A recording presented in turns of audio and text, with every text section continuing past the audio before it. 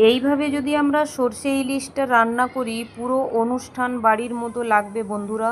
অসাধারণ টেস্টের হয়েছিল। আজকে যা যা তরকারি রান্না হয়েছিল আমি কোনো কিছুই নিইনি, ওইটা দিয়েই খালি ভাত খেয়েছি। আমাকে তো ভীষণ টেস্ট লেগেছিল। রেসিপিটা ফটাফট দেখে নিন বন্ধুরা।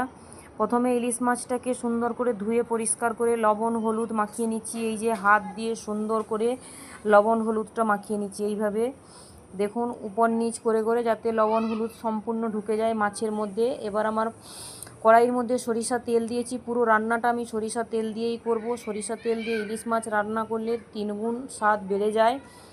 বেশি ভাজবো না, এদিক ওদিক একবার করে উল্টে পুল্টিয়ে উঠিয়ে রেখে দেবো। তারপরে মিক্সির জারের মধ্যে 4-5 চামচ পোস্ত, 3টে কাঁচা লঙ্কা, কালো সরিষে, সাদা সরিষে ভিজিয়ে রেখেছিলাম, আর 1 চামচ লবণ দিয়ে সুন্দর একটা মিক্সিতে পেস্ট বানিয়ে নেব। তারপরে কড়াইয়ের মধ্যে আবার কিছুটা পরিমাণ সরিষার তেল দিয়ে ফোড়নে কালো জিরে দিলাম।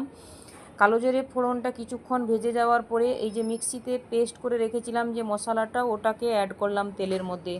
তারপরে উপর থেকে 1 চামচ হলুদ পাউডার দিয়ে সম্পূর্ণভাবে মশলাটা কষিয়ে নেব যতক্ষণ না তেল ছেড়ে এসছে। এই যে দেখুন আমার মশলা থেকে পুরোপুরি তেল ছেড়ে দিয়েছে। অনেকে বলেন কষালে তেতো হয়ে যায়, কিন্তু এইভাবে রান্না করলে কখনোই তেতো হয় না।